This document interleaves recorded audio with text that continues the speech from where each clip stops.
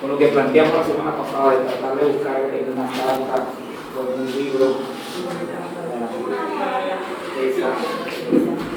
esta puerta me como la del trimestre pasado, que sonaba, será el espíritu chocarrero del chavo, sonaba, yo hacía así, yo era nadie, ¿cómo le fue? De entrada. ¿Verdad que hay mucho trabajo bien realizado ya? Yo no puedo inventar la rueda porque está inventada, pero puedo hacer que rueda inventar. Yo creo que en el Evangelio nosotros nos acostumbramos a recibir, pero no buscar, no indagar. Cuando veíamos la semana pasada que ella propuso en su corazón inquirir en la ley de Dios, es cuando uno dice, yo no sé de qué estaba aquí. Y de repente pensar, ¿por qué eso nació en el periodo de tiempo cuando nació?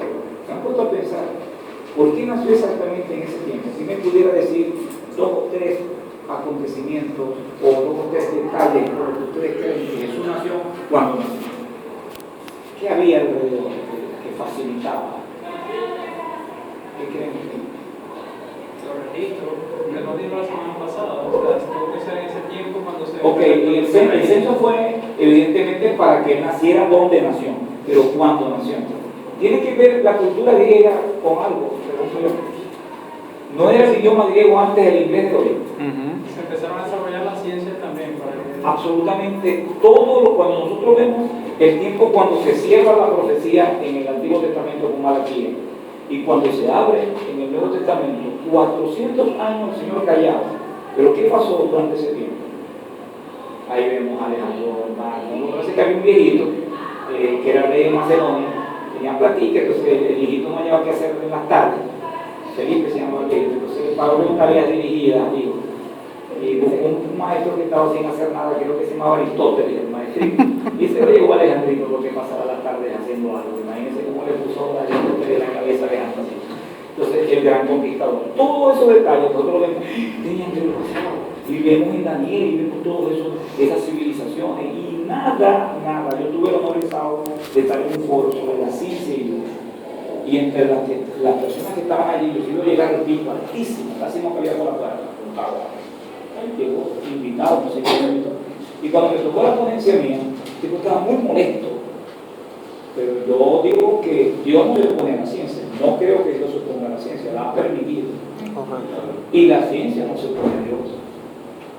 No se opone. 4 o 5 agnósticos, más Charles Darwin se han opuesto a Dios. Pero las grandes mentes científicas están a favor de la existencia de Dios. Entonces yo distribuí la ponencia en 3 segmentos. La primera, lo que esa mente piensa; la segunda, los argumentos que nosotros podemos escribir desde la ciencia, no desde la Biblia, porque la Biblia no intenta demostrar a Dios, pero da por sentado. ¿Cómo comienza la Biblia? En el principio creó Dios, eso ni siquiera la consideramos una hipótesis, es una declaración, y habla inclusive del método, porque si el método científico dice que todo debe ser demostrable, bueno, que me den una prueba para ver lo que sucedió. Hace 65 millones de años no puede ser comprobado. No puede ser comprobado. Necesitan más fe, ellos para creer que eso haya sido verdad, ellos para creer lo que la Biblia dice por todo las evidencias que me dicen que eso sucede así. Bueno, total que el tipo después que empieza medio molesto el asunto fue bajando la guardia, intervenía mucho, interrumpía, sí, pero hay que determinar que es un escéptico y un aséptico. No estaba hablando de eso, pero él quería que yo se dividiera la diferencia, más a veces. Y buscaba, pero a todo. Pero cuando llegó a ver allí 14 declaraciones de premios Nobel a favor de la existencia de Dios, entonces como ese es su patio, como que no lo está diciendo el pastor Bernardo, lo está diciendo 14 premios Nobel. Entonces después de eso vamos a hablar de los 44 hallazgos científicos que ya estaban en la Biblia. Una de las cosas que más le llama la atención a la gente es cuándo nació el tiempo, el espacio, la materia y la energía.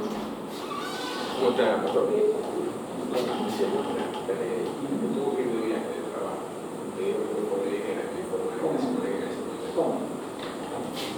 Entonces, Génesis 1, del 1 al 3, en el principio, ¿en cuál principio? Pregunto, ¿en cuál principio? De la creación. A principio. De la era. ¿Ah? La era. Del tiempo. Porque tú eres eterno, tú no tienes tiempo. Elión, eterno, alfa, omega, antes de él nadie y después de él nadie. Entonces, para que el tiempo comenzara a contar, 1, 2, 3, tuvo que decir Dios, abre un paréntesis, y aquí nace el cronos, el tiempo cuantificado. Entonces el tiempo, hasta el tiempo tuvo un principio. En el principio, ese ya tenemos el tiempo y el espacio. ¿Creó Dios? Y dice cómo la separó. Después separó el agua de las aguas. Expansión, así cóncavo, firmamento, océano. Entonces creó parte del tiempo, creó el espacio. ¿Y después qué dice que creó? Creó los cielos y la materia, con todos los elementos orgánicos y inorgánicos en ella. Y unos versículos más adelante dice, y dijo Dios sea la energía. ¿Dónde van a poner? Si tienen otra cosa que demostrarme, pero demuéstrenmelo, porque ahí sí está demostrado que creó espacio, tiempo, materia y energía. En la Biblia está la primera ley de la termodinámica. La energía existente, entonces hemos visto la partícula de Dios, el 95% de la materia existente se creó en un nanosegundo, dicen todos los expertos. Y el otro 5% necesitó 65 millones de años. Eso se me parece mucho cuando dice la Biblia que lo que se ve fue hecho, lo que no se ve. En hebreo habla de las partículas atómicas que no se ven, pero la Biblia dice. Mataron a Galileo, mataron a Copérnico porque dijo que la Tierra era redonda. Y Isaías dice que los gigantes sobre la mar el círculo de la Tierra. 44 hallazgos científicos están en la Biblia. Leyes. Pero si nosotros no leemos, ¿cómo conocemos un Dios? O ¿cómo nos relacionamos con un Dios que no conocemos? Es imposible. Es imposible. Por eso, esta materia para mí es vital a la hora de ser un estudioso de la Biblia. Cara de cara. ¿Por qué? Porque hay mucha gente que va a atacar la Biblia. Yo no defiendo a Dios porque Dios no necesita ayuda. No, porque quizás entre el capítulo 1 y el capítulo 2 es un problema mío, me gusta allá. La Biblia dice que Dios creó al hombre. Le dijo un científico amigo mío, le dijo, ¿cómo vas a creer que venimos de un polvo si tú sabes que es un protozoario de los 80? Que le llaman Diomedes. Agarra una tabla periódica. ¿Cuántos elementos tiene? 28, orgánico y inorgánico. Hacer un examen de sangre, eso es médica. Ponelo aquí, a ver si estamos en casualidad de todos los mismos elementos que están en la Tierra. Y también el espacio también. Eso es casualidad. Entonces, todos esos detalles, a este nivel, yo creo que hay muchas cosas. Evidentemente necesitamos la fe como un elemento salvífico. Es decir, yo no veo a Dios. ¿Quién ve a Dios? Como Él es en esencia, nadie lo ve. Pero lo puedo ver en la naturaleza. Pero no puedo hacer de la naturaleza a Dios. Porque ese fue el problema que dice la Biblia, que cambiaron la criatura por el creador. O sea, yo no voy adorando reptiles, el sol es Dios. Donde yo puedo ese visto, perdón. Entonces, si en la noche tiene que ver con los vientos, con las mareas, también una diosa, la luna. Entonces, cada quien se hizo un Dios. No estamos hablando de eso. Estamos hablando de las cosas invisibles de Dios, el eterno poder y deidad que un romano fueron manifestadas. Y se manifestó en la naturaleza. Nosotros necesitamos la religión para conocer a Dios. Nosotros con ver lo que está alrededor nuestro, que deberíamos creer en Dios. Pero como cristianos tenemos doble obligación. Una, crecer en el conocimiento a través de la palabra. Y dos, defender la fe. Y defendemos la fe con conocimiento, porque lo que va a demandar la gente, según 1 Pedro 3:15, es razón. O sea, que yo entienda, que yo quede convencido. Bueno, en base, ahorita vamos a hacer la primera parte con un ejercicio que quiero que hagamos acá antes que revisemos y escuchamos cómo le fue, qué cartas escogieron, qué le llamó más de la carta, etcétera, etcétera. Haciendo un pequeño repaso, pero también es verdad, gracias al Señor por esta oportunidad que tenemos, que aún lo podemos hacer en libertad. A pesar de toda la adversidad, lo podemos hacer. Padre, alabamos tu nombre, te glorificamos porque eres Dios y te reconocemos en medio nuestro como Señor de nuestra vida. Te agradezco, Señor, por la voluntad, disposición y disponibilidad de cada uno de mis hermanos, que a pesar del afán del día, Señor, de la hora que están aquí, pedimos una bendición especial para cada uno de ellos. Y Espíritu Santo, ahora necesitamos que las herramientas que vamos a adquirir sirvan no solo para lo que creemos, sino que impacten lo que hagamos en el nombre de Jesús. Bueno, vamos a recordar algunas cosas a manera de repaso, rapidito de la semana pasada. ¿Quién recuerda el concepto de hermenéutica? Viene del griego que significa mensaje.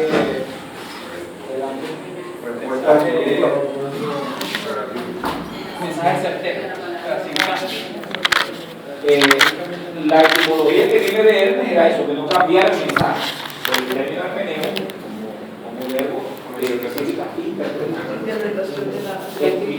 Entonces, como ciencia, es la ciencia de la interpretación del texto.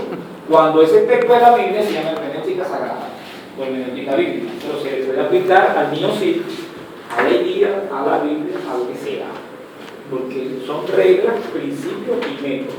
Eso es lo que nosotros vamos a ver en la materia. Hoy vamos a comenzar con un método, el método inductivo.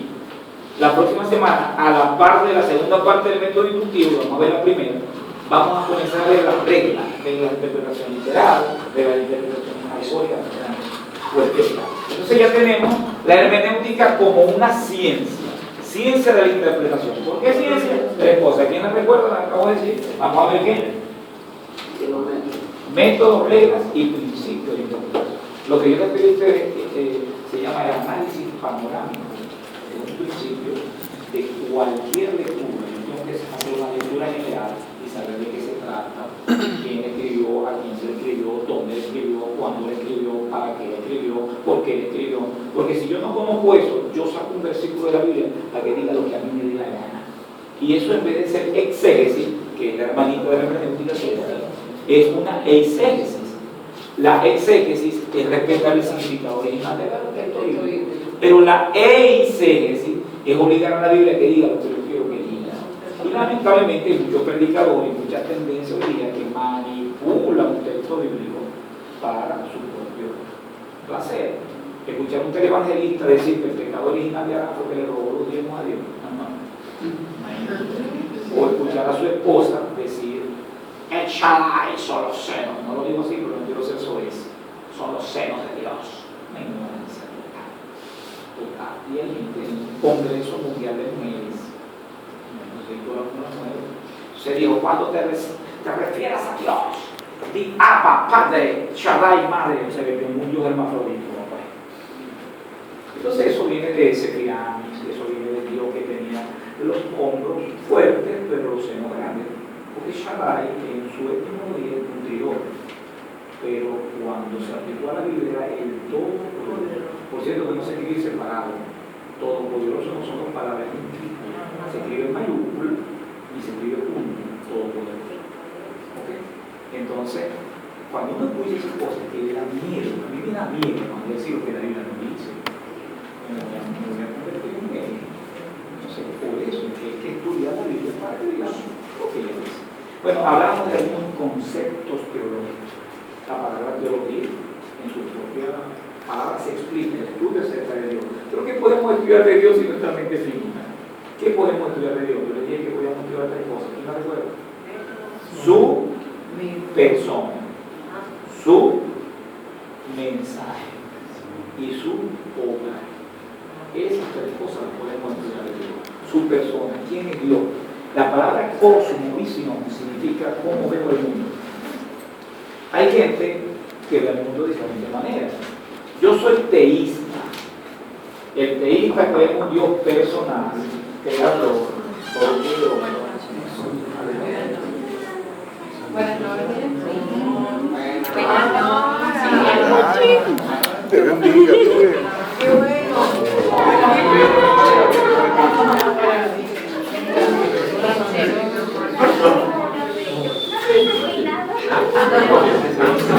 Así me gusta a mí. Así bueno.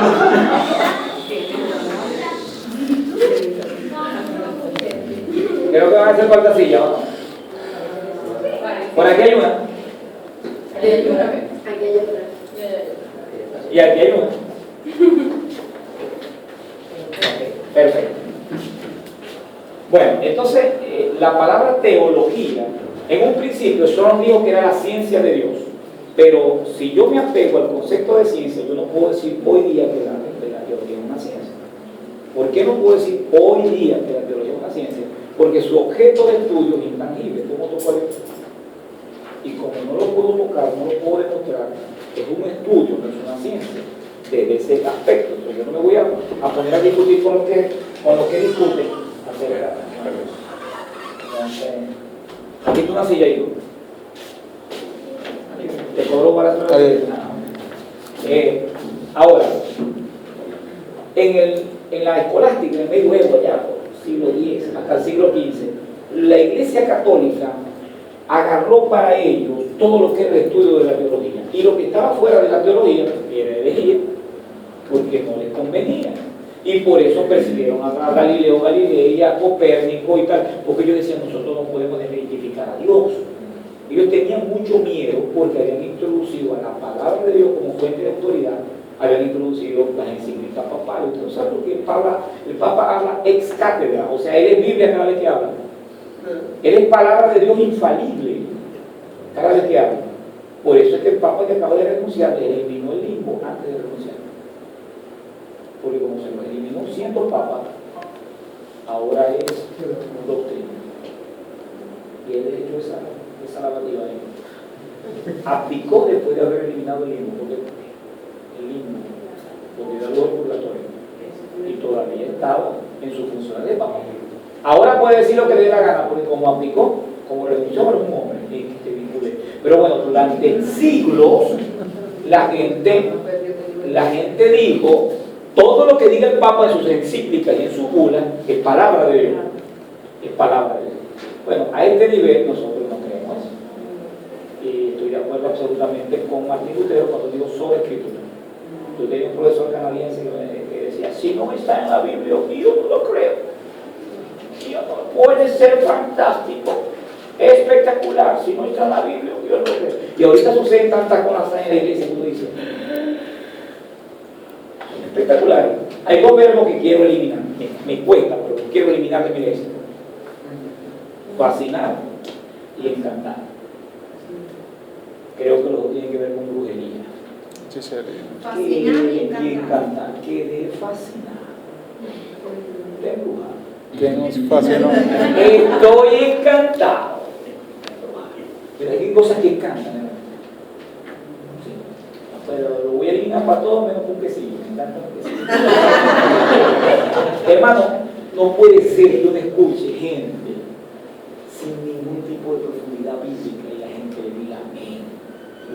¿Dónde están los milagros? ¿En el poder de Dios o en libertad?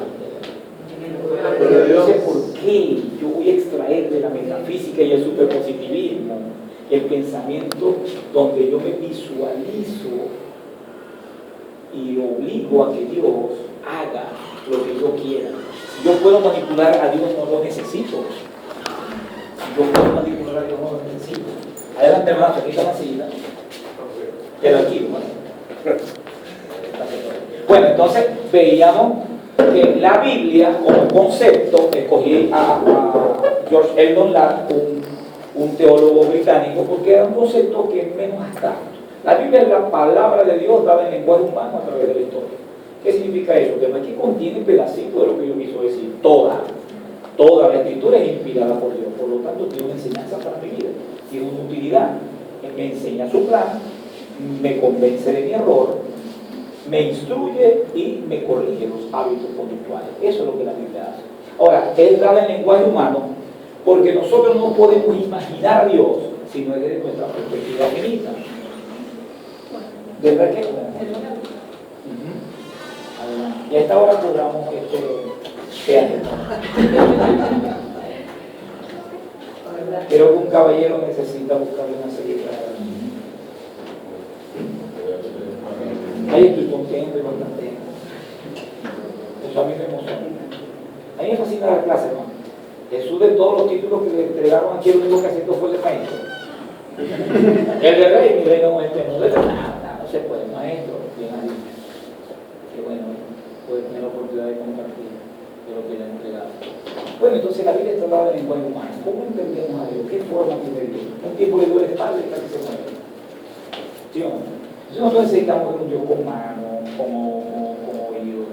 Se llama antropomorfismo. Antropo, hombre, morfo, forma. Dale forma de hombre a Dios para que nosotros lo entendamos. Y es legítimo. Inclinó a mis oídos. Dios no necesita ser así. Él es Dios, pero de esa manera nosotros entendemos que Dios hace eso.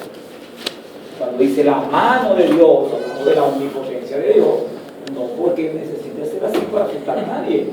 ¿Ok? Los ojos de Dios hablan de la omnipresencia de Dios. Y así por el estilo. Ok, de eso estuvimos hablando la semana pasada. Hoy, amados hermanos, también, ¿quiénes faltaron la semana pasada para decir? Ok, por amor a ellos, ¿verdad? Veamos que la Biblia fue escrita en idiomas originales.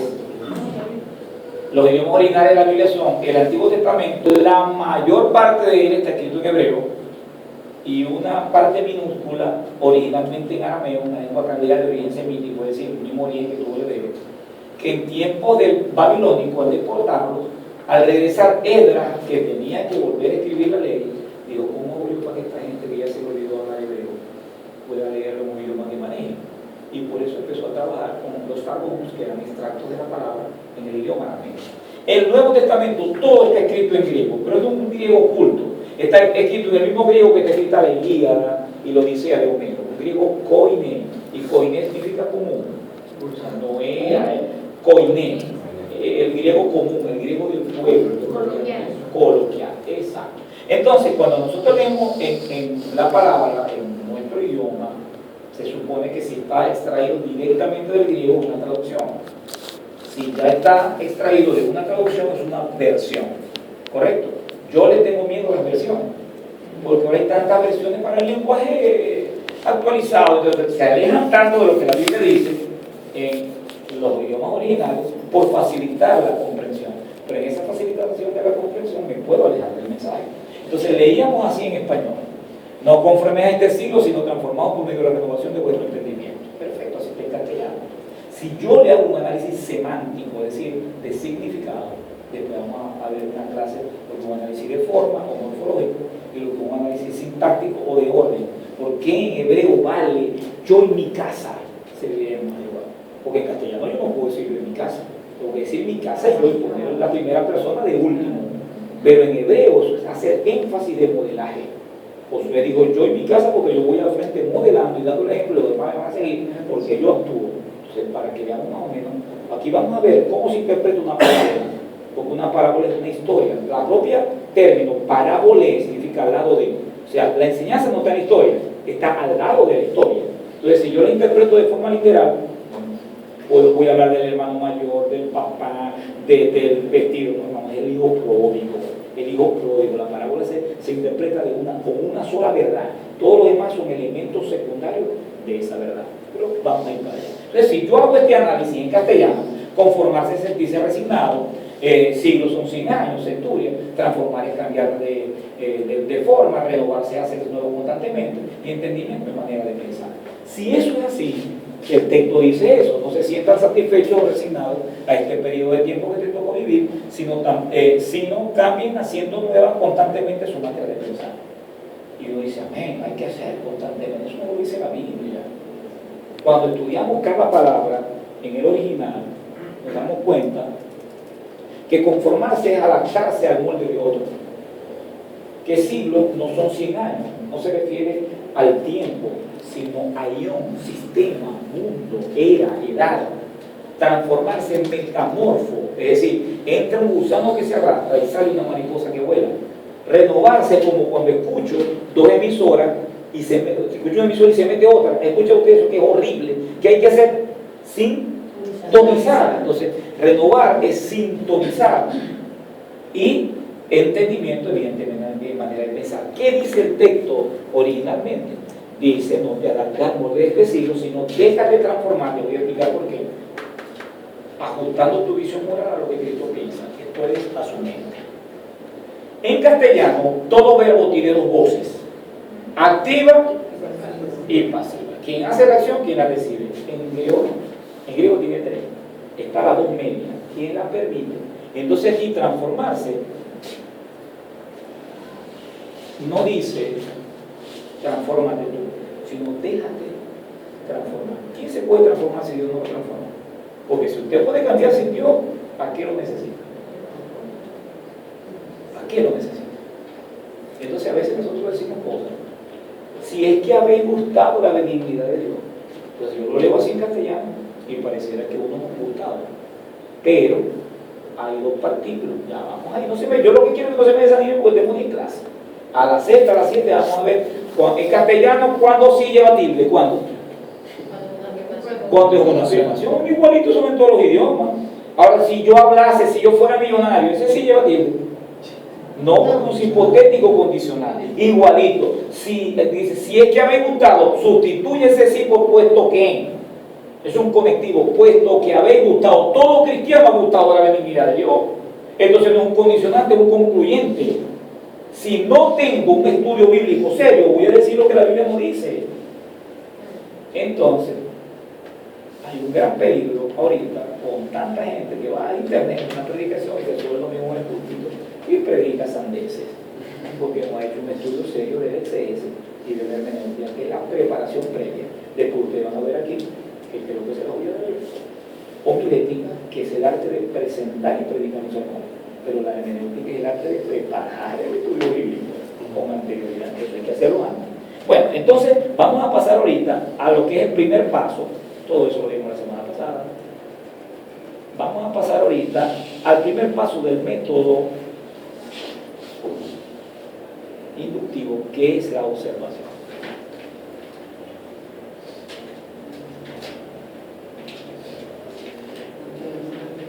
Voy a comenzar con esto. Aquí está la Biblia, 1600 años escribiéndose. Nosotros estamos aquí en el siglo XXI. ¿Qué tiene que hacer el hermenéutico? Ponerse de puente entre la historia bíblica y la iglesia. Hacer que aquello que se dijo hace 3000 años, o 2000 años, o 4000 años, le sirva a la iglesia hoy. Respetando lo que se dijo, pero aplicándolo a las nuevas realidades. Pero hay que respetar lo que se dijo, porque si no lo cambio. ¿Ok? Entonces aquí nos vamos a meter con lo que es el método inductivo. Aquí vemos un hombre con ganas de interpretar la Biblia. Aquí está usted y estoy yo. Aquí está Dios. No estamos solos, hermano. Está el Espíritu Santo con nosotros. Pero aparte de estar el Espíritu Santo con nosotros, hay herramientas. Hay herramientas.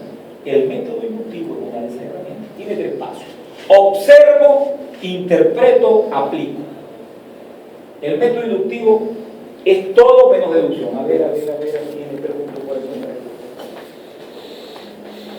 Puede ser, y ya, amarillo, punta por un lado y borrador por el otro, que sea. Rapidito. ¿Cuánto se tardó? Nada. ¿Qué hice yo? Le di una pista y ya dedujo. Bueno, el método inductivo es todo menos eso. No es que yo le dé pista nada. No es que las cosas sean obvias. No, está muy bien. O sea, tú dijiste lo que tenías que decir. Yo te di unas pistas y tú dijiste lo que era. Ahora, si yo quiero que ella investigue sobre un lápiz, yo te voy a preguntar, ¿qué número de grafito es ese lápiz? ¿Qué tipo de madera es? El amarillo, ¿en qué? El 2, ya leíste que era 2. La gente tiene que investigar para eso. Y de qué tipo de madera es. Y el borrador de qué goma es. Entonces, inducción es investigar. Inducción es ir de lo particular a lo general. Inducción es cuando yo entiendo que tengo un tema y no me basta con lo que me cuentan del tema, sino que se lo pregunto a todo el mundo, veo todas las perspectivas, veo todos los enfoques, las corrientes, las líneas de pensamiento, y digo, no, esto está clarito aquí. Yo pienso que la salvación se pierde, yo pensé que la salvación se pierde. Yo que tiene que perderse porque si yo, pero ya, porque pensé que la salvación. O yo pienso que la salvación no se pierde porque salvo siempre salvo, yo puedo hacer lo que me da la gana, ¿sí? Pecaremos porque la gracia huye en ningún momento. O sea, yo creo que no se pierde, pero no creo que puedo hacer lo que me dé la gana. Porque la primera evidencia de que yo soy salvo es que debo de vivir como salvo. Pero lo otro es que como no depende de mí, porque yo no me lo otorgué a mí mismo, sino que me lo dio Dios, tengo que enseñar que es justificación, que es santificación, que es glorificación, que son etapas de la salvación, que son esferas y que son escenas de la salvación. Entonces, hasta que yo no aprenda eso, doctrina, yo no voy a dudar o voy a dudar acerca de la salvación. Aquí estamos hablando de esto, hermano. No se deduce, se investiga de adentro hacia afuera. Es todo menos subjetividad. Préstame, por favor, tu libro. Descripción objetiva. Lapicero que escribe negro. ¿Ok? De pulsación percutiva. Okay. Voy a decirlo ahora, subjetivo. Este lapicero es importantísimo para mí. tiene un profundo valor. Me lo regaló mi hermano. Escribe negro, pero aunque falla mucho, yo lo quiero mucho. ¿Verdad que me puse subjetivo? Y le puse mi opinión y mi sentimiento. Hermano, cuando usted vaya a describir, escriba lo que tiene que describir. Porque el asunto es que cuando yo le meto mi emoción y le meto mi opinión, puedo decir lo que no es. Puedo decir lo que no es. Cuando usted investigue, diga lo que encontró. Diga lo que encontró. Yo no puedo predicar esto. ¿Por qué? Porque esto va en contra del Pero hermano, Dios te está enseñando por él. A nivel de adulto, en andragogía aprendemos que hay que desaprender para aprender. Hay tantas cosas que ya tenemos en nuestro cerebro y que nos las enseñaron mal, que ahora meter otra, digo que vaciarme primero. Y hay que vaciarse, amado hermano. Entonces vamos a entender el primer paso. Busque, por favor, vamos a gozarnos un momentico aquí. Primera de Pedro, capítulo 2. Vamos a hacer un ejercicio. Fíjense estas dos imágenes antes que la busquemos. Miren el tipo allí, con ganas de investigar, pensativo. ¿Qué dice el texto acerca del arrebatamiento? Y va a la Biblia. Entonces dice, la exégesis se basa en el principio de traer el significado del texto sin inyectar significado del texto. La otra carita, miren esa cara de preocupación, ¿verdad? Va para la Biblia, pero miren esta carita. Miren dónde está la flecha. De la Biblia hacia él, ¿verdad? ¿Dónde está la flecha ahora? ¿Qué versículo puedo usar para probar que el arrebatamiento no existe? Entonces sale un histriónico del evangelista diciendo, ¡che! Yo no estudié porque me dijeron que Cristo venía y no ha venido. Es un burro. Y puede ser un histriónico de la predicación, pero es un burro. ¿Cómo va a decir que Cristo no viene? Después cuando lo tiraron negro por internet, entonces dijo, nunca he dicho que Cristo no viene. Yo lo que no quiero que venga todavía, por amor al mundo. O sea que él ama más al mundo que Cristo. Porque el autor de Apocalipsis dijo, sí, ven pronto. Ciertamente vengo en breve. Y ese metió y dijo, sí, Jesús, ven pronto. Todo el que ame al Señor tiene que desear que venga. Pero esta malicia que se llama reino ahora, de Kingdom Now, lo que quiere es gobierno, lo que quiere es que está con el Señor. Si eso no ha predicado nunca la Biblia, eso es más testigo de Jehová que evangélico. Entonces esta tendencia no quiere que Cristo venga, ¿no? Pues yo sí quiero que Cristo venga, porque la palabra dice que viene. La iglesia lo espera. Y la iglesia lo espera. Y por eso digo, y la iglesia y la esposa dicen, ven. Por favor, miren todo esto, una escena del crimen. A mí me gusta mucho CSI, sobre todo quiero la mesita esa. Cuando uno observa, se toman apuntes, se sacan fotos, se buscan evidencia, se examina en el laboratorio, se le pregunta a los testigos. Eso es observar, ¿verdad?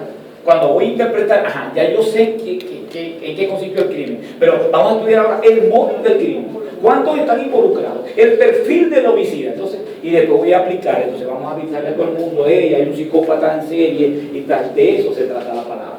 Primero yo observo. Vamos a hacer un ejercicio hoy. Observación, no podemos interpretar.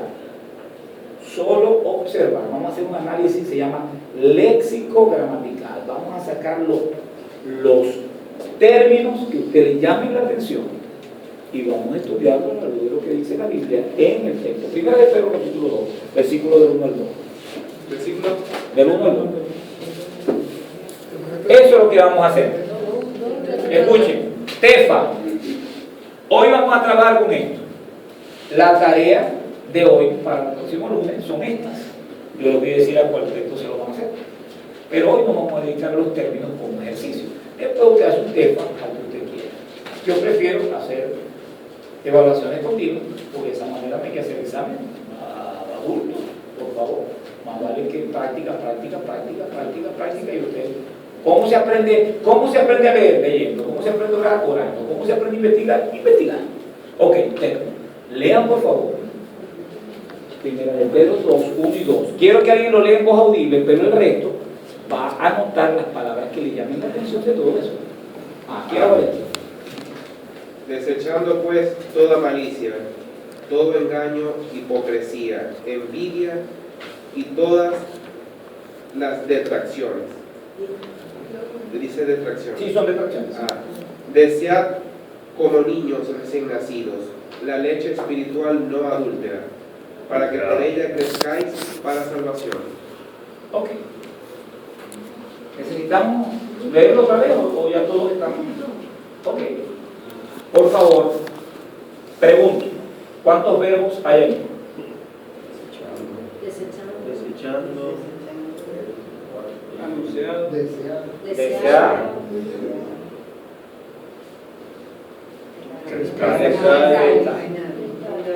Engaño. No. Ok, vamos a quedarnos con esos verbos. Presten atención a lo que quiero que siempre hagan cuando leen la Biblia. Ahí hay 3 verbos, ¿verdad? La idea de esto es ver cuál es el verbo principal y cuáles los demás están subordinados a eso. Porque toda redacción tiene una verdad principal y los demás se subordinan a ella. Ok. Desechando es pasado, es presente, es futuro, está en imperativo, está en gerundio. ¿Ah? Todo lo que diga ando, siento, es un gerundio que me permite un presente continuo. Lo estoy haciendo. Okay. Perfecto. ¿Qué estoy haciendo? Vayan viendo ustedes al lado lo que estoy haciendo. Perfecto. El segundo verbo. Desear. Está en modo imperativo. Eso es una orden. Es una orden. Desear. Al lado de ese verbo hay una comparación. Hay una figura que se llama símil. La palabra como me dice, yo voy a desear, pero ¿cómo voy a desear? ¿Cómo desea un niño recién nacido? Con ganas, con ansiedad, pero con desespero, pero dígame cómo. Llorando. Cada 2 horas, guay, dale comida porque esto no se va a callar. Dale comida. Entonces, el símil que hay ahí es que así como el recién nacido manifiesta su hambre deseando, llorando, así entonces debo desear yo la leche espiritual adulterada. Vamos a ver con qué se compara la leche. Todo eso lo vamos a ver, pero primero vamos a los términos. Un análisis simplemente léxico, gramatical, o sea, la palabra y dentro del código. Hasta ese verbo. Crezcar. ¿Y eso está en qué? ¿En qué modo? Imperativo no, porque no termina. Por cierto, los modos imperativos, no más que los puede pronunciar Tarzán. Terminan en ar, y yo ser, tú ver, yo caminar, no más que los puede pronunciar Tarzán. O sea, para que recuerde un modo imperativo, no lo puedo conjugar. No es yo vengo, yo voy, sino yo vencer. Crezcar y está en ar, y no, ¿verdad? Tampoco está yo crezco, tú crees. Entonces está en un modo subjuntivo. Ese es un deseo. Yo deseo que vengáis. Yo deseo que crezcan. Entonces eso es un deseo. Dice que es desiderativo. Yo deseo que crezcan. ¿Para qué? Crezcan. Perfecto. Tengo 3 verbos. Uno durante, uno un mandato y uno un deseo. Ahora vamos a buscar palabras, pues. ¿Qué palabra le llaman la atención? ¿Qué voy a decir? Leche espiritual. Ya vamos para allá, pero vamos a usar el orden. Eso está muy bueno en el orden jerárquico. En el orden jerárquico, pero en el orden lógico vamos a respetar el texto. ¿Ok? Ya vamos. En el orden lógico. ¿Cómo comienza la escritura? Desechando Malicia. O sea, vamos a empezar con malicia. Malicia. ¿Qué es malicia? Maldad. Las madres saben tanto que cuando le dicen al hijo, eso es caca, eso es malo. Griego caquía, acción de maldad.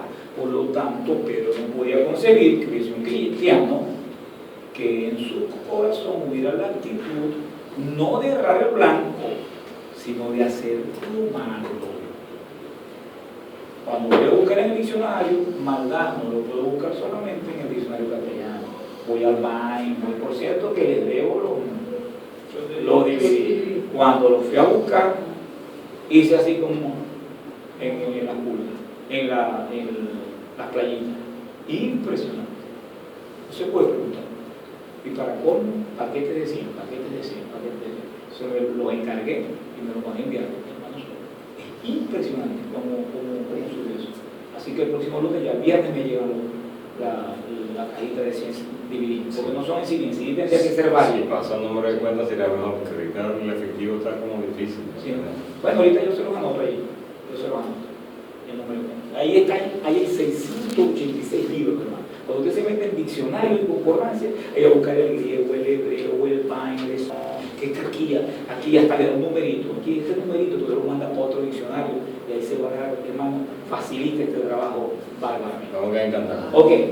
Caquía, acción de malo, malicia, no estamos hablando de suspicacia. Ahí va a pasar el balón, le voy a meter el pie. No, se lo voy a meter, pero ¿cómo dice? ¿Cuál es la segunda palabra? ¿Hay algún abogado ahí? ¿Algún abogado? Aquí, no hay. Griego dolos. Los abogados dicen que es una acción dolosa. O sea que es un engaño con premeditación y deducción. Y puede cristiano eso. ¿Qué más? Hipocresía. Ay, Dios mío. ¿Saben de dónde viene esa palabra, hermano? Del teatro griego, de las dos máscaras, de la tragedia y de la comedia, del Hipócrates, que representaba dos caras. Y puede cristiano, y después la espalda, el cuchillo por la espalda. Doble personalidad. Representar un personaje que no es mío. Viene de la jerga del teatro. ¿Qué más? Envidia. Ay, Dios mío, la envidia sería buena si yo le digo, ¿no? Moisés, ¿cómo hiciste para alcanzar eso? Moisés me echa el cuento y me inspira. La envidia es mala, la palabra de Felo, allí es codicia para que el otro pierda lo que tiene. No para yo tenerlo, sino para que lo pierda. Y allí, discúlpenme, me gusta hablar de política y todo evangélico, pero una de las cosas que le dio mucha fuerza a Chávez cuando llegó es que él apuntó su fuerza a un grupo abandonado por Aleco y Copellanos, un grupo que el grupo D, el grupo E, el grupo F, socialmente abandonado. Y cuando él decía expropiese, la gente no decía expropiese para que me lo den, sino para que yo lo pierda. Entonces, es un análisis sociológico digno de estudiar, hermano. O sea, al que no tiene no le interesa tener, sino que el otro tampoco tenga. Y eso a este nivel griego lo puedo circunscribir a envidia. Es justo que yo vea que un hermano prospere y yo no me alegre porque prospere. Ok, seguimos. Detracción. Ay, hermano. Y nos dice una detracción. Todas. Todas las detracciones. Hablar mal, porque maldecir no es que yo te diga maldito, como dicen en mi pueblo los indianos con R. No. Cualquier tipo de detracción, murmuración, hermano, la chimona. Sí, fíjate, iglesia. Eso, ustedes saben el daño que hace un chisme. El daño que hace. Por eso cuando yo no tengo nada bueno que decir, yo prefiero callarme, hermano. Porque yo sé que ascuas de fuego tengo sobre mi cabeza. Así yo sepa que el hermano hizo algo malo, pero ¿en qué lo bendigo o en qué me bendice que yo lo diga, hermano? ¿Te enteraste? Que la iglesia ha recibido dos ministerios y ninguno de los dos lo maneja bien. La reconciliación, traer a la gente a los pies de Cristo, y lo llamamos inconversos, mundanos, impíos, inicuos. ¿Cómo llegan, hermano? Y la restauración es levantar al caído, llevar el hueso deslocado a su lugar con espiritualidad. O sea que con amor y mansedumbre. Pues cuando yo caigo, no puedo hacer. Pero si el otro cae, Señor, córtalo de la iglesia. Detracciones, todas las detracciones. Ok, ¿vieron más o menos la dinámica? De cómo hacemos y uy, ahora el panorama se me cayó la agrícola del caballo. Esto es lo que cuando buscamos lo que el léxico, lo que el término significa. Ahora, vamos a hacer lo que se llama la exégesis. Voy a ubicar todas esas palabras por grado de importancia, que era lo que decía Laura Morillo. Lo voy a jerarquizar. El verbo principal ahí no es desechar. Porque si desear es tan imperativo, ese es el verbo. Pero, ¿cuándo no desecha el niño? No, perdón, vamos a la parte afirmativa. ¿Qué debe desear el niño ahí? La leche. ¿Con qué se compara ahí la leche? Con la palabra. No nos pongamos a inventar. Cuando hay un símil se comparan dos cosas directas. Leche, palabra.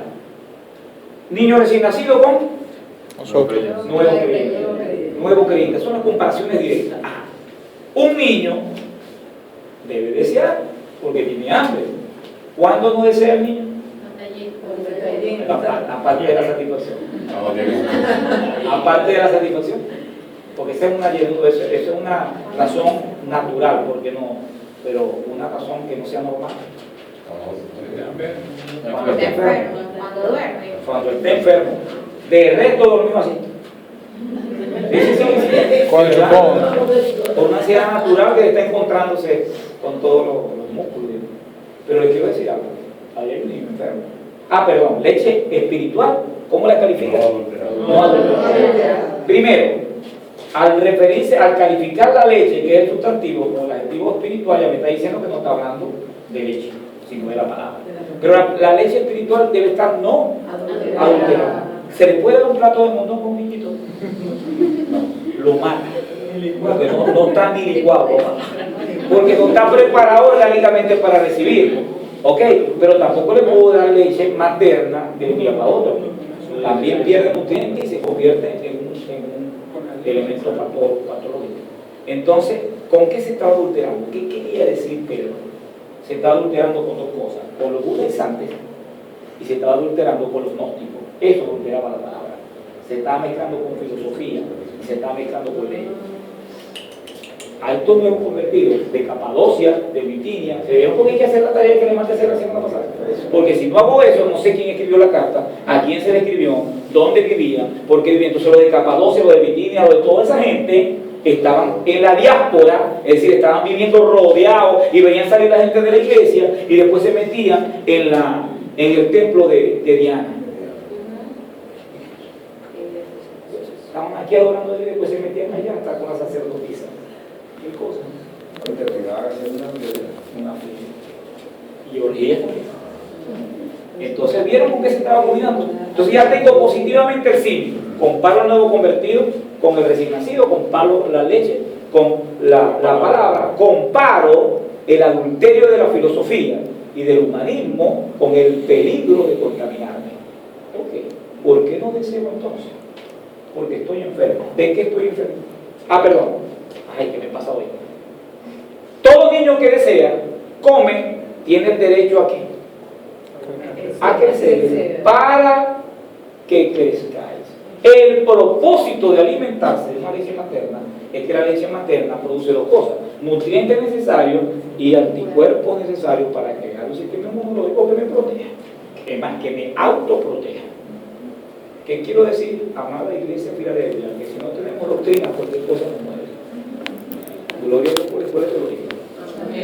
Porque si no, cualquier loco viene y habla de cualquier sandez y no muere. Y lo creemos, y la unción de la lluvia, y la unción del zapato, y la unción del saco, y la unción de la camisa, y yo tengo que gobernar, y yo tengo que ser una persona la más influyente de toda la historia del universo, cuando Jesús no tiene ni dónde recostar la cabecita. Entonces vemos todo un humanismo, un hedonismo, un materialismo, un existencialismo, y todos los ismos inventados en el siglo XX, y que se perpetúan en el siglo XXI metidos en la iglesia. El diablo no necesita en este momento perseguir a la iglesia. La iglesia está implotando, cayendo desde adentro.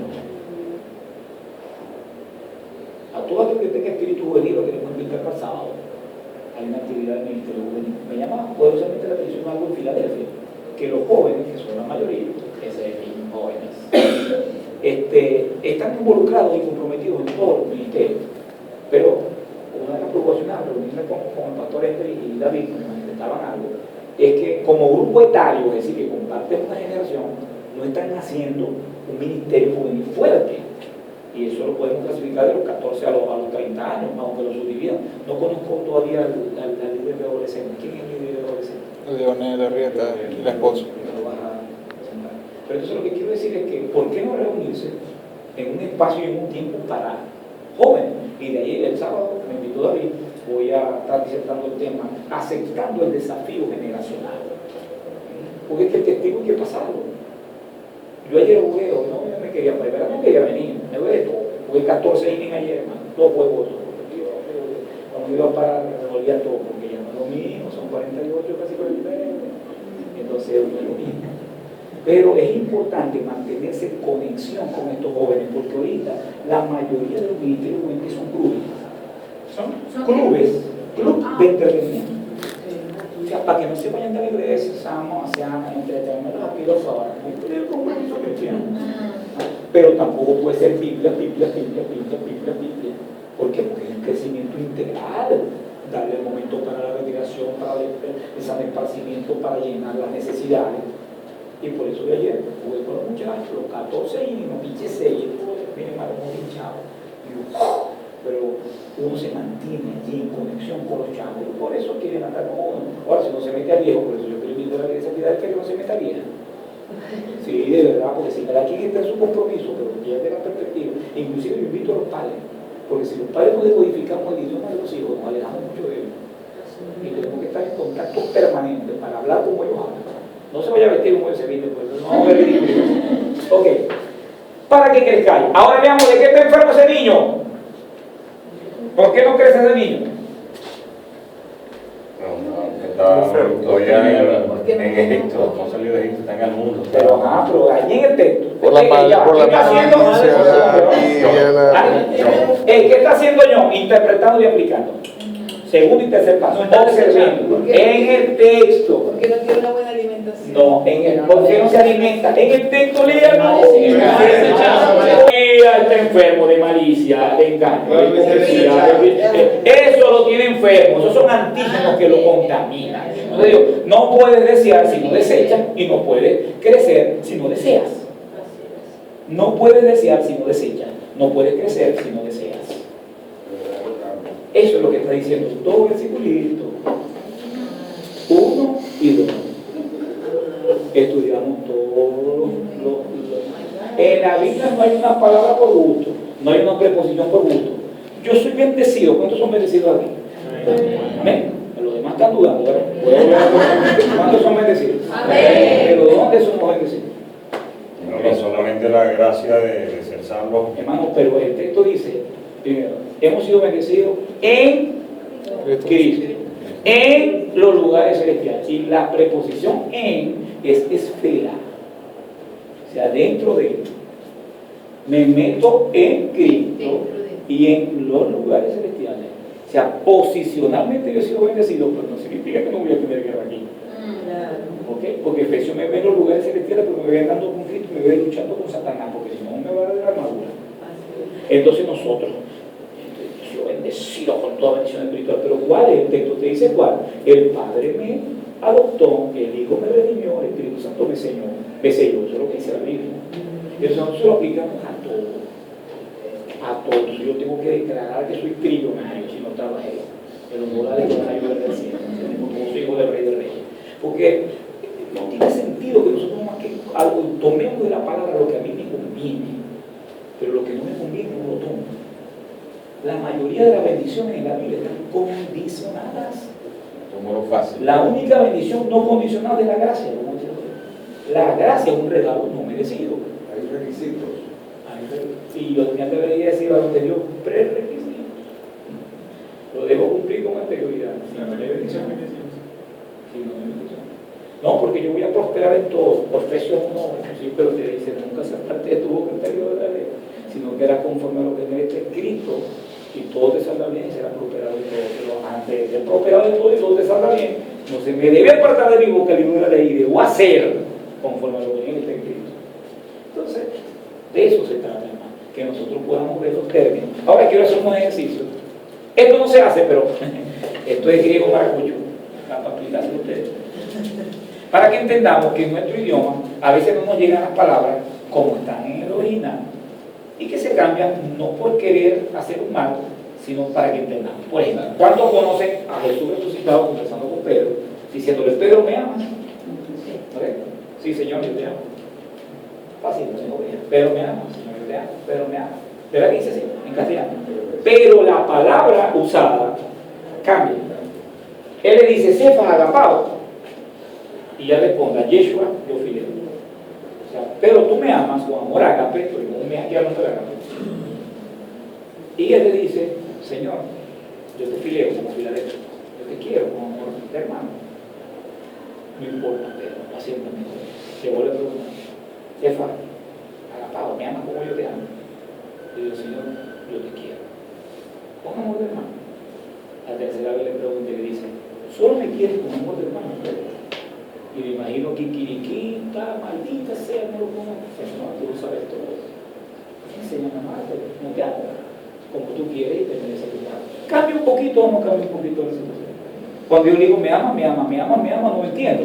Pero cuando entiendo que es agapao y es fileo, y al final es fileo, entiendo que Pedro no tuvo cómo decirle que lo amaba con su amor, sino que reconoció que lo amaba de forma fraterna. ¿Cambia o no cambia? Si no, no lo hubiera negado. Si no lo hubiera negado. Buen punto. Otro ejemplo. Ahora es al revés. Ahora la palabra cambia en castellano. No cambia en griego. En griego dice, ¿cuál es ese? Ah, no, si fuera de origen. No, Aquí. Dice la Biblia, en el principio eran logos. ¿Ok? En el principio eran logos. Y después dice, y el logo fue entre espinas. ¿Por qué logos y logos, que este término significa palabra? ¿Por qué en castellano, en Juan, se traduce verbo y no palabra? Si en el original es logos. ¿Por qué en castellano no se traduce palabra sino verbo? Lo voy a preguntar porque usted mismo me responda. ¿Cuál es la partícula que lleva la acción en la oración? Por eso es que el gran filósofo Arjona tiene razón. Jesús es verbo. Eso es una sátira a los cristianos, ¿sabes? Sobre todo a la iglesia católica y a la familia católica. Jesús es verbo, no es sustantivo. Nosotros lo tenemos como un adulto casi. Claro, que la crítica de él es la iglesia católica. Y él puede ser todo borracho y todo lo que él tenga, pero no es tiene razón. Eso es verbo, no es sustantivo. Él es acción, no es un amuleto, no es un crucifijo. Y a veces nosotros somos evangélicos los domingos, que no saben nada de fiesta. Sobre todo porque esta sociedad moderna se metió aquí en la iglesia, se metió a acostumbrar a que es un buen bultico, hacer mucho más fuera. Y suena duro, pero ¿qué quiere decir? Un ejemplo más, es el más patético, porque aquí es donde la gente no entiende que es pecado. Pecado. Pero aquí hay 6 palabras que en griego significan pecado. Y ninguna es igual. Agnoema, transgresión. Amartema, desobediencia. Hamartía, errar el blanco. Anamarteto, sin pecado, es un adjetivo. Anomia, sin ley. Paractoma, ignorancia. Todas traducen en castellano pecado. Pero ¿cuál pecado? Hay pecado de desobediencia, hay pecado de ignorancia, hay pecado porque no hay ley, hay pecado lo que cometen los cristianos, que es errar el blanco. Hay un solo sin pecado, que es Cristo. Es donde nosotros decimos, pecado es pecado, ya vaya. Juan el Bautista dijo, he aquí el Cordero de Dios que quita los pecados del mundo, amén. El pecado en singular, porque es un estado que transgrede. No puedes estar bien con Dios si vives en un estado de pecado. Pero seguimos pecando después que creemos en Jesús, ¿sí o no? ¿Sí o no? Sí. Pero entonces ya no es un pecado de transgresión, es un pecado por el blanco, por desorden moral, porque le hago más caso a mí. Por eso es que Pablo habla de 3 tipos de hombres. Dice, el hombre natural no entiende las cosas espirituales, porque se han de discernir espiritualmente. Es el que no conoce a Cristo. Pero no puedo hablaros como espirituales, que es el antítesis, sino como carnales. Me meto un tercer tipo de hombre. El natural, el que no conoce a Dios. El espiritual, el que conoce y se deja guiar por Dios. El carnal, el niño. Yo comienzo mañana con esta enseñanza. 4 martes voy a estar en la iglesia, alcanzando la madurez espiritual. Y mañana comienzo con este texto. No puedo hablarlos como espirituales, sino como carnales, como a niños en Cristo. En una infancia prolongada, la iglesia está llena de muchachitos prolongados. Es bueno que la iglesia sean maduros y maduros, ¿sí o no? Porque si todo el mundo es maduro, seguimos creciendo, porque son procesos. El asunto es que muchos que ya deben ser maduros, cronológico y psicológicamente hablando, todavía abren la boquita, lechita espiritual. Pedro dice que es leche espiritual, pero el autor de los Hebreos dice que es vianda y que no somos capaces de comerlo, el sancocho de mondongo, porque nuestros sentidos no están ejercitados. Nunca hemos querido madurar. Entonces no es lo mismo cuando yo por desorden moral, voy a errar el blanco a que porque me encuentre en transgresión o sin ley. Hay tres tipos de mente también. La mente entenebrecida, si yo apago la luz, me permito hacerlo para que esté hermano. No me dejo hacerlo. Bueno, si hay absoluta oscuridad, yo no veo los pasos, por lo tanto puedo tropezar. Eso es una mente entenebrecida. Una mente cauterizada viene cuando le metían el hierro a los animales, se perdía la sensibilidad. Por lo tanto, yo disfruto de lo que hago porque no lo siento. Y la mente de Cristo que me advierte lo bueno y lo malo y me lleva a escoger lo bueno. ¿Ok? ¿Vale la pena o no vale la pena? Entonces yo voy a leer, aquí dice el pecado. ¿Vieron lo que enseñó Ender? ¿Cuándo vinieron el miembro? Extraordinaria la clase de miembro. Los que no vinieron se la aprendieron. Yo lo busqué. Airaos, pero no pequéis. No se oculte el sol sobre vuestro enojo. 31, quítese toda ira. Se paró y dijo, primera ira permitida. Orge. Airaos. Hasta Jesús la sintió por lo que hicieron los demás. Legítimamente sentir molestia por algo indebido o injusto, así lo explicó. Segunda ira advertida y cuestionada. No se oculte eso sobre vuestro enojo, paristemai. ¿Por qué? Porque esa ira que se acumula psicológicamente la proyecto en los demás, desquitándome psiquiátricamente, lo invierto hacia mí, me hago daño. Esa es la ira que por haberla guardado me lleva a hacerle daño a los demás o a hacerme daño a mí mismo. Y después quítese, prohibida la ira que trae una serie de venganza que produce problemas en los demás. Nadita dijo pues. Pero ¿qué pasa? Que si yo leo ira, no entiendo que son tres palabras. ¿Dónde voy? Vamos al Bain. El Bain dice ira, orge. ¿Qué es orge? Molestia por algo indebido, buscando justicia permitida.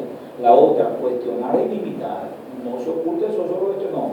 Porque esa ira que te lleva a querer matar al otro, la acumula y produce rencilla, amargura, redención. Y la otra es prohibida. Entonces, eso se puede explicar cuando hacemos la exégesis del texto. ¿Cuál es el texto? Pecado, ¿cuál palabra para pecado? Amor, ¿cuál? Cuando yo prediqué el mes pasado, ya tengo lista la predicación del 19 para acá, que es el mes del amor por la casa de oración. Y escogí unos textos que espero que compartan conmigo, porque yo no sé si ustedes pasan por ahí y se han detenido a mirar lo que están haciendo, cuánto se sienten parte de lo que están haciendo, o cuánto no les interesa lo que están haciendo allí en la esquina, pues, de lo que están haciendo. Pero entonces yo voy a algunos textos para que nos identifiquemos con algunos hombres que en la Biblia sí les interesó lo que era y se sentía parte de gozarse en una casa de oración, porque significaba para un judío tener un lugar donde de forma colectiva adorar a Dios. Así no le dieran parte, porque se hacían dar parte ellos. Entonces cuando uno va a buscar esos textos, yo no puedo obligar a que la Biblia diga lo que yo quiero. Yo tengo que buscar lo que la Biblia dice y explicarlo. ¿Alguna pregunta con respecto a esto? ¿Alguna aporte? ¿Alguna...? ¿Cómo saber qué usar en cada momento? Porque tienen aquí 6 significados de pecado. Y bueno, el que yo conocía, que es el que nos aplica, pues errar al blanco, ¿no? Pero todos estos demás, pues, ¿cómo saben? Bueno, hay dos maneras como yo creo. Cuando estudiando de forma sistemática la Biblia, bueno, me consigo con el manjar y lo que predica esto, o porque Dios me lleva un tema específico. Y para eso necesito hacer una recopilación que me ayuda a la concordancia. Está el tema, está el texto, cuáles me hablan de esto. Por ejemplo, yo voy a aplicar el amor de Dios, por ejemplo, los 3 años, tengo que limitarlo. Entonces, ¿cuáles son los textos que me hablan de esta parte del amor de Dios? Pues, en el caso del pecado, yo puedo, aquí pueden haber 6 predicaciones. Primero, el hombre sin pecado, ¿okay? El hombre sin ley, el hombre que transgrede, el hombre que desobedece, el hombre que ignora, el hombre que lleva al blanco, pero le da la connotación que no puede sacar lo que realmente significa, lo que realmente significa. La palabra prueba y tentación se escribe igualito, peirasmo, en griego. Se escribe igualito. ¿Cuál es la diferencia? 2 cosas: su procedencia y su intención. Procedencia. ¿Quién es tentado? Nadie es tentado por Dios, porque Dios no pinta a nadie, dice la Biblia. Es tentado por su propia concupiscencia, es decir, nuestra naturaleza, o porque el diablo te tendió la trampa, porque te anda como el La prueba viene de Dios. El propósito de la tentación, destruirte. El propósito de la prueba, promoverte. Ningún docente es un examen para nadie. Hace para probar y promover. Cuando dice no nos metas en tentación, ¿es error de traducción? Absolutamente, porque no permitas que pase por ella, eso tenemos que pasar por ella. Cuando Pedro lo aclara, Pedro dice, siente gozo cuando halléis en el fuego de la prueba, porque eso se llama proceso del temple y destemple, por ejemplo. El acero antes de ser espada, ¿por dónde hay que pasarlo primero? A ver de qué está hecho ese acero. Entonces, después que soporta el fuego y se ablanda, hay que pasarlo ante el martillo, al frío. A ver si no se parte, porque si no, no puedes competir con otra espada. Entonces, aguantarte el fuego, te puedo moldear. Ok, ahora aguantar el frío, no te vas a partir. Ahora sí, ¿a dónde vas a comer? Al yunque y el martillo. No, los de no nos gusta eso. ¿Qué eso es? No nos gusta eso. Nos gusta la bendición automática. Ya, y ni siquiera porque yo aprendí una vez que Dios responde sí, no o espera. Nosotros queremos sí y ya. No nos gusta ni el no ni el espera, sino sí y ya. ¿Qué tal cuando se declara? No sé, yo declaro lo que la Biblia dice. Yo te declaro tal, si está conforme a la palabra de Dios, yo lo declaro. Yo no puedo imponerle a Dios nada. Yo no puedo anular nada porque ya Cristo anuló el acta de decreto que me era contrario. Eso lo dice la Biblia. Si yo anulo, Cristo te voy a anular. Si yo renuncio a maldiciones generacionales, Cristo anuló por mí completamente mi favor precio. A mí no me interesa si mi abuelo fue brujo, mi papá fue ateo, mi tío fue tal. Yo recibí a Cristo y yo eso es personal.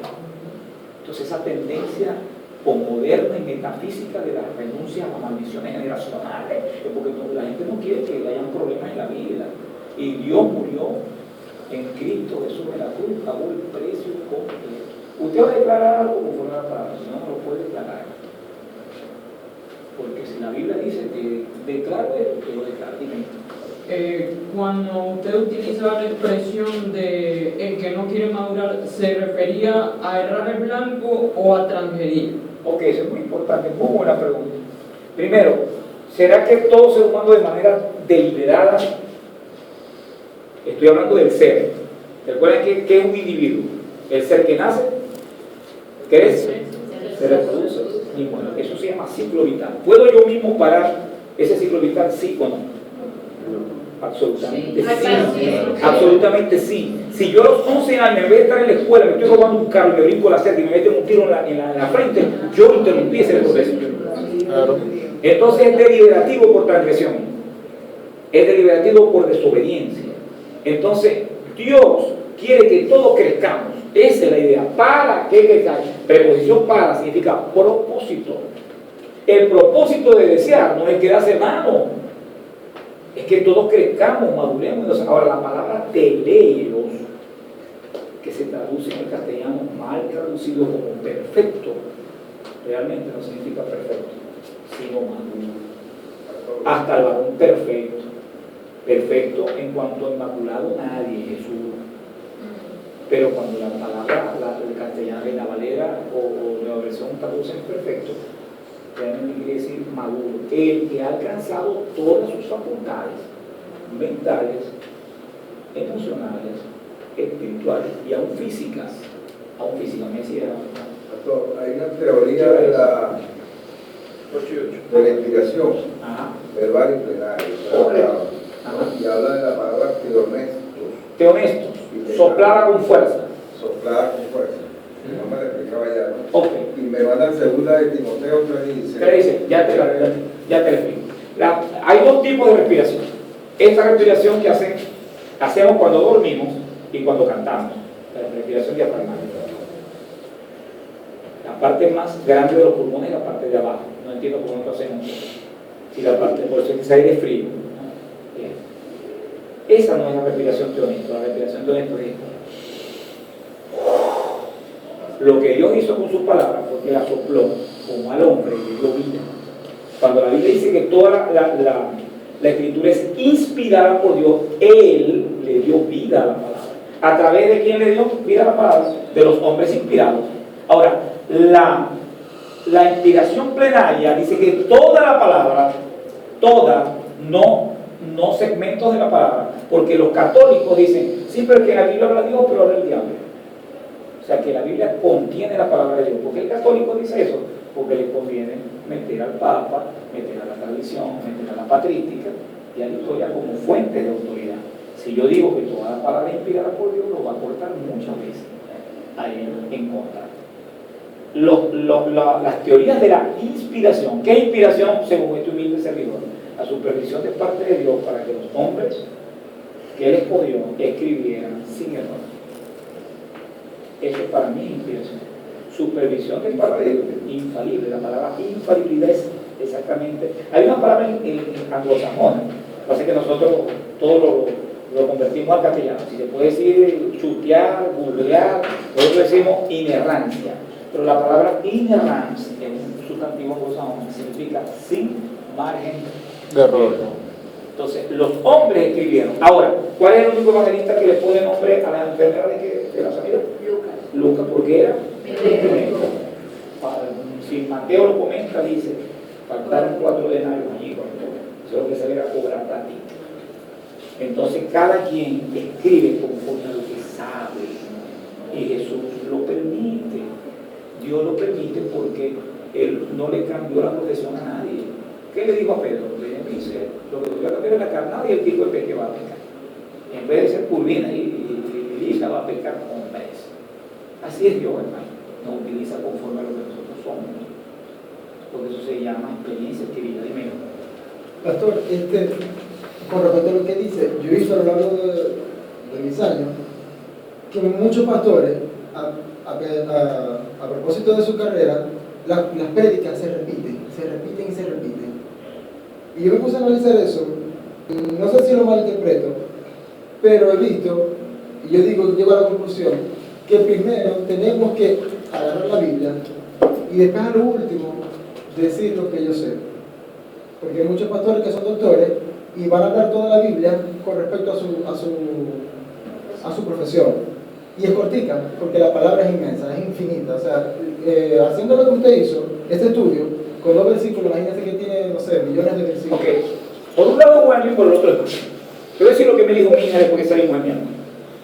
Vine con toda mi familia. Y mi hija me dijo, Ender predica como psicólogo y yo prediqué como maestro. ¿Cómo qué? Como maestro. O sea, ella lo vio del lado bueno, pero de un lado limitado porque cuando se nos acaben las herramientas de la medicina. Okay. Sin embargo, en esto que te acabo de decir, Lucas fue un historiador, un cronista, y Dios lo permitió. Él ordenó las cosas como el científico del Nuevo Testamento, porque ese es el libro que yo uso para matar a todo de la alta crítica textual. Porque el Evangelio se usa Lucas, porque el tipo dijo lo que he oído, lo que se ha hablado, ese tipo yo lo ordené, fue un cronista, no solamente fue un historiador investigador, sino que lo ordenó cronológicamente, como cuando usted quiera ver veracidad de la narración del Nuevo Testamento, lea Lucas, lea Hechos y lea el Evangelio de San Lucas. Es bueno en cuanto yo use lo que sé como herramienta complementaria. Es malo cuando yo le impongo a la Biblia lo que yo sé. Porque yo creo, por ejemplo, la última predicación que yo di acá, el edificio familiar, yo creo que los arquitectos y los ingenieros se sintieron identificados. Yo expliqué lo que es construir la familia como una casa. Si a Jesús le dio resultado, está como enseña a la gente que hay cosas trascendentales. Mira los libros del campo. Ni Salomón se vistió como uno de ellos. O sea, uno, el predicador, anda buscando la manera más sencilla de enseñar. Yo aquí me pongo profundo, usted está en una escuela teológica. Allá me pongo práctico, que te sirva, que te lo comáis, que te rías mientras lloráis. Porque yo no uso el humor como payaso, lo uso como lidocaína al 2%. Te anestesio y después pum, te mando lo que la Biblia. Y después te regañando. Después salí. Uso un poquito de humor. Y de repente, siempre he dicho que como dinámica didáctica, si uno bosteza es culpa de ustedes, si no bosteza es culpa mía. Que no sé llegar a un movimiento tan grande. Voy a predicar 3 horas. La ventaja es que uno no se puede pasar. Y te pasa y perder. Fíjense que nosotros cantamos con mi familia, cantamos, no sé cuánto dijimos en el primer culto, 3 canciones. En el segundo le dije a la hija que estaba dirigiendo, matamos una canción. Porque la conclusión la di. Entonces en el otro, esa canción que eliminó me dio un permisito para hacer la conclusión. En el tercer culto, como no había presión, hice el llamado que leyeron 15 personas. Porque yo, bueno, no lo pude hacer ni en el primero ni en el segundo, porque no tenía tiempo para hacerlo. Entonces, hijo, yo creo que la Biblia es la que tiene que hablar. La Biblia. Pero importa mucho que yo sea un buen facilitador, un buen canal de expresión. Y las ilustraciones son las ventanas que te puedas imaginar. La primera vez que prediqué aquí, dije, ¿cómo le digo a la iglesia de Filadelfia que Dios todavía tiene cosas que hacer con cada uno? ¿Alguno de ustedes tuvo la primera vez que prediqué? Para que recuerden la ilustración. ¿Hace cuánto? No, en el aniversario. Que hubo una película, hay un año. No, ese fue en Semana Santa. Bueno, hermano, yo le voy a decir la ilustración entonces. Hay un muchachito que estaba en los regazos de la abuelita y la abuelita estaba bordando. ¿Quién ha visto alguna vez un bordado por debajo? ¿Qué? Bordado por debajo. ¿Cómo se llama lo que se llama? Ay, mi abuela no sabe cómo se Porque bien hecho queda en líneas. ¿Ah? Mal hecho queda Sí. todo. Pero cuando uno arranca un bordado no se entiende. Por debajo no se entiende, no se parece a lo de arriba. No se parece a lo de arriba. Ay, pobrecita de la abuelita, no sabe bordar. Abuelita, mostrame lo que estás haciendo. Nada, no ha terminado. Y ahí se lo olvidó. Salió a jugar. Después cuando vino Pacón le metió colores. Y dice, wow, ese Pacón fue una cosa, hilitos para acá, hilitos para allá. Abuelita, mostrame lo que estás haciendo. No, no ha terminado. Se le olvidó el muchachito. En la noche regresó que estaba sobre la mesita de noche, con un jardín con flores y una mariposa y todo. Wow, sí sabe bordar. Abuelita, sí sabe bordar. Sí, pero lo que pasa es que yo no había terminado mi obra y tú la querías ver desde abajo. Y yo simplemente le dije, mira que está a tu lado, yo no he terminado su obra aquí. Deja de mirar desde abajo, que desde abajo se ve confuso. Cuando la termine y tú dejes que trabaje contigo, pues entonces te mostrará su plan para tu vida. Y predique. O sea, cuando uno le llama la atención, yo uso una introducción o en la introducción o en el punto más difícil de explicar. En el punto más difícil de explicar, yo tengo que hacerlo sencillo. Porque, ¿de qué me vale que usted diga, más que el profe no sabe nadie, pero yo no entendí nada? No tiene sentido. No tiene sentido. Yo introduzco palabras nuevas, pero se las explico para que usted las anote, le digo dónde las va a buscar. Porque hemos entendido que esto, en el constructivismo uno dice, el maestro enseña cuando el alumno aprende. El alumno aprende cuando cambia. Si no, no aprende. Por eso es que la Biblia dice que no seamos oidores olvidadizos. Otra vez. Tenía una alumna que escribía así. Así fue. Yo le expliqué por qué no debía escribir así. Por dos razones. Uno, la probabilidad de sufrir el túnel carpiano por la presión a los músculos del hueso carpiano. La segunda, porque se pierde la lateralidad. Antes nos enseñaban con un librito llamado Palmer y uno moldeaba la letra era letra. Entonces, ok, se pierde la lateralidad. Yo vine y se lo enseñé. Cuando de repente después la volví a ver y así, cuando me lo hizo, yo no, hija, no lo cambie porque no te enseñé. No, maestro, no fue que usted no me enseñó, fue que yo no aprendí. No, yo no enseñé. Porque cuando un maestro conductista le dice a un niñito, ¡siéntese derecho! El niñito hace así. No saben por qué, pero se sienta derecho. Yo no voy a pedirle a la maestra que le diga, mira, te puede, siéntate derecho porque te puede dar una escoliosis dorsal a nivel de la cuarta vez de la mano. Pero lo menos que le diga, siéntate derecho que se te puede torcer la columna. ¿Entiendes? Entonces, la gente, cuando va a la iglesia y el predicador lanza principios que le pegan en el corazón, tiene que ponerlo por boca. Y eso es lo que yo llamo el síndrome del buen torero.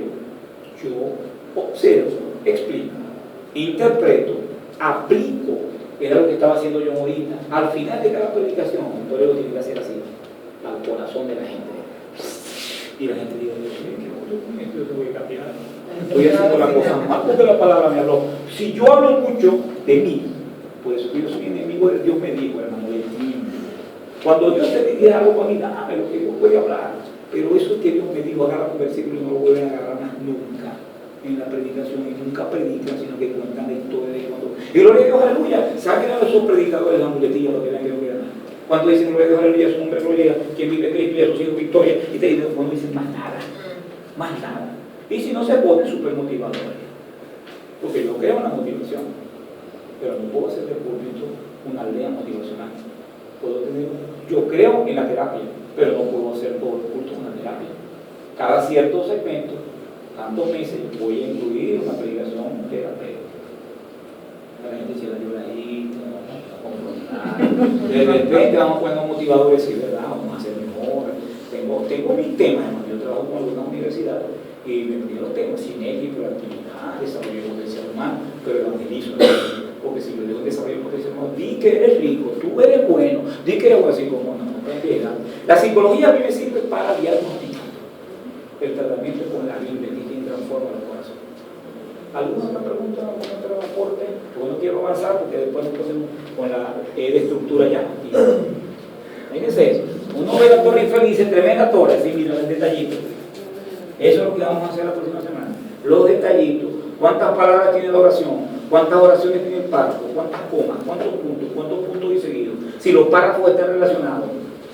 Si habla de lo mismo. Esos son los detallitos. Y después nos metemos con las reglas. Que poquito a poco vamos diciendo lo que la Biblia dice. Ajá, mi hermano querido. Aportes. Es parte de la revelación lo que vamos a hacer. ¿Ah? Es parte de la revelación lo que vamos a hacer. La revelación está dada, hermano. Nosotros vamos a sacar lo que la Biblia dice. Cristo se reveló, dice Romanos 1, que Él mostró sus cosas invisibles. Y eso en griego apocalipsis, se reveló. Hay palabras, yo tengo un seminario, hermano, porque me molesta grandemente cómo manipula. El rema y el logo.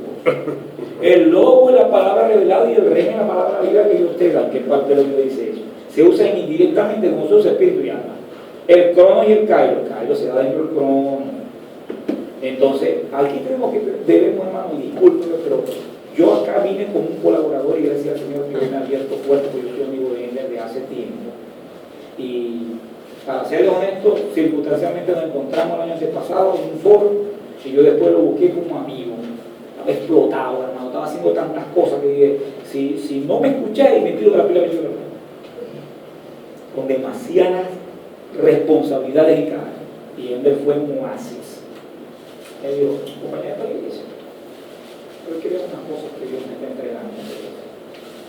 Yo lo conocía de su etapa anterior en Filadelfia. No sé si alguno de ustedes pertenecía de la etapa anterior de Filadelfia, de los magos verdes, hermano. La época de los magos verdes de Filadelfia, tuvo que sudarse Filadelfia y hacer un nombre en la ciudad. Entonces, en esta etapa de la vida, él me pidió algunas cosas y yo, en agradecimiento a su amistad de tantos años, yo lo hice. Pero ahora le voy a gustar. ¿En qué sentido? Me gusta estar aquí. Me gusta ver cuando los estudiantes de la escuela no vienen a llenar un requisito eclesiástico. ¿Cuál es la intención? Que todos ustedes sean miembros de un ministerio de la iglesia. Que todos ustedes ejerzan el ministerio en esta iglesia, porque esta iglesia está llamada a posicionarse como la referencia de la ciudad, pero para eso hay que trabajar con el mundo, para eso hay que todo el mundo empujar la carreta. Una de las cosas, y lo que voy a hacer no es una lisonja, es un incómodo de muchachos, y lo de muchachos porque es menor que yo, él es diácono de la iglesia. ¿Cuántos conocen a Moisés? ¿No conocen todo? Y lo conocen de diácono solamente. Sí. ¿Verdad? Todos lo conocen de diácono. No, en la casa. De la iglesia en la casa. Pero, ¿en qué ministerio arrancó Moisés? Estacionamiento. ¿De estacionamiento? Y de estacionamiento a jefe de estacionamiento, de seguridad a capitán de seguridad. ¿Y el capitán de seguridad? ¿Está diácono? Hermano, porque todos los trabajos de la iglesia son honrosos. Y el Dios que ve los secretos te recompensará en público. Y ningún trabajo es en vano. Es en vano. Una de las cosas que está preocupado en él, y estamos elaborando un proyecto para eso, porque dice, si es un lugar de amor fraternal, todos tenemos que ser familia. ¿Ustedes creen que es fácil conocerse 3.000 personas? ¿Ustedes creen que igual es fácil relacionarse 3.000 personas? En ninguna iglesia de 3.000 personas eso es fácil. Y este empeñamos a cortar esa distancia. ¿Por qué? Porque en estos días se sintió mal. Y yo espero no vio resolución con eso. Se sintió mal porque alguien lo saludó y él hizo así. Se entendía. Entonces hay que acortar la distancia. Con esto es vital, hermano. Lo que está sucediendo en la iglesia de Filadelfia, al terminar ese templo, hermano, que va a ser la guinda, pero ya todos ustedes están preparados para volver a tener 3 cultos. Porque si van a hacer aquel, porque aquí no caben, cuando hagan aquel tampoco van a caber. Y así va a ser, hermano. Entonces, este trabajo, yo puedo ir rápido, porque nada más que tengo 10 clases, pero yo no estoy apurado. ¿Ustedes están apurados? No. Regla de interpretación literal para la próxima semana. Sí. La Biblia dice lo que dice, a menos que ella misma diga otra cosa. Jesús dijo, yo soy la puerta, medía 2 por 1 y era de mujer maciza. Entonces el mismo texto dice que puerta no es puerta, sino que es una figura.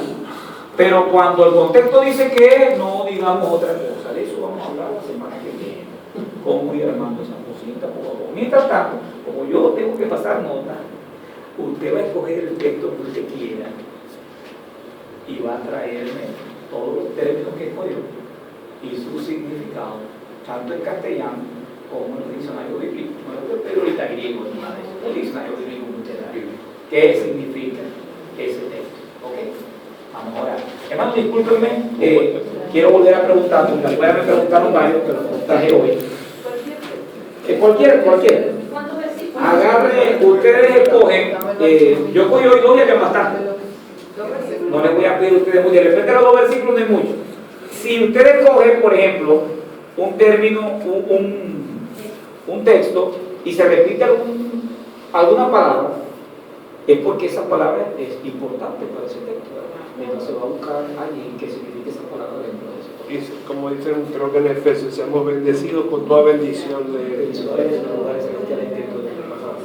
Efesios 1. Dime, hija. ¿Dónde podemos revisar para verificar en el caso de que es la misma palabra pero es diferente significado? Por eso estoy diciendo ahorita que bueno, son diccionarios bíblicos. Hay un diccionario muy bueno que se llama Vine, que están todas las palabras del Antiguo y Nuevo Testamento. Levanten la mano otra vez que quiere el dividir. A ver cuántos son. 1, 2, 3, 4, 5, 6, 7. Bueno, como hay otros, yo los voy a traer. Yo los voy a traer el miércoles, hermano. Los voy a dejar acá con Jessica. ¿Ok? Tienen un valor simbólico o un costo, no tiene un valor simbólico, tiene un costo simbólico y un simbólico. Son 686 libros. Si se mete en la carpetita de diccionario, ahí no necesita buscar más nada. Está Vine, está Strong, está el diccionario exegético, está Nelson, está Caribe, está siglo XXI, está Portavoz, está la concordancia exhaustiva. Están todos esos libros sobre la carpetita de diccionario. ¿Quiere comentarios? Para ver qué dicen los comentaristas de ese texto. Entonces está Matthew Henry, Boqueo exegético, Barclay, siglo XXI. Son 30 carpeticas de 30 materias del Instituto Bíblico que dan. Y entre las 30 carpetas hay 686 libros allí para que les sirva como apoyo. Vamos a orar, hermanito. Vamos a darle gracias al Señor por esta oportunidad tan bonita. Sí, van a buscar el texto que escojan. Hermano, discúlpenme acá. Necesito. Áñez Gerardo. Presente.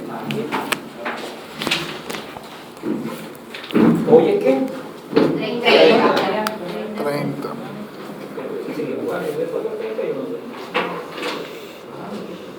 Jesús. Presente. María. Angie. Presente. Lisandro. Presente. Claudia. Presente. Amela. Presente. Glaneris. La esposa de... Dianis. Presente. Déxida.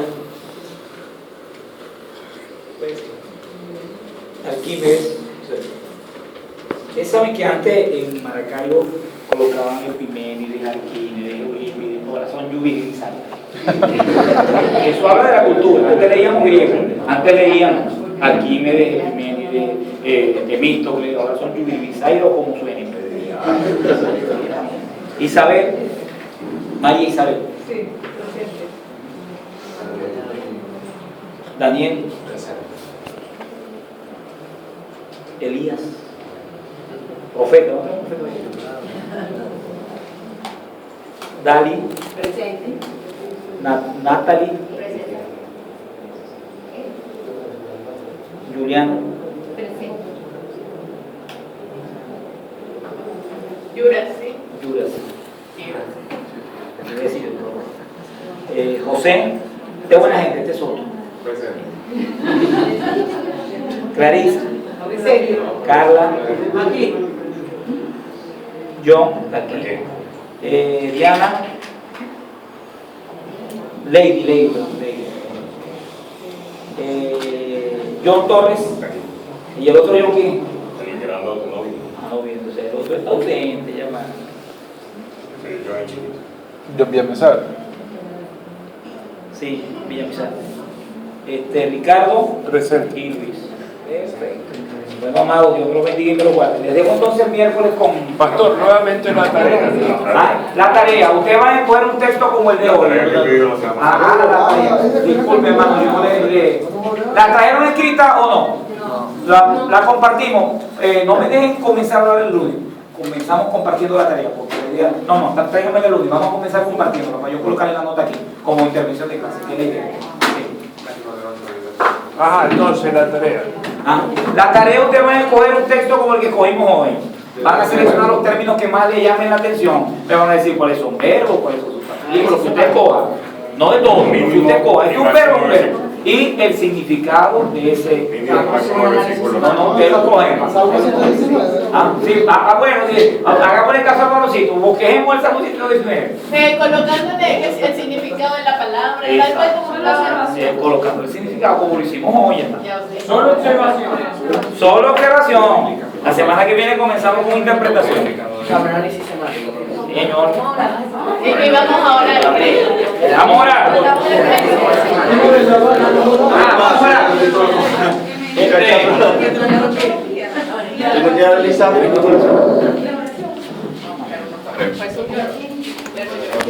Padre, en el nombre de Jesús venimos delante de ti, Señor, reconociendo, Dios, que tú eres Dios. Te damos gracias por este precioso momento, Dios, de compartir tu palabra, Señor. Bendice, oh Dios, a nuestro hermano pastor, por esa enseñanza hermosa. Señor, te pedimos por cada uno de los que estamos acá presentes, que nos lleves en paz y en bendición a cada uno de nuestros hogares. En el nombre de Jesús. Amén.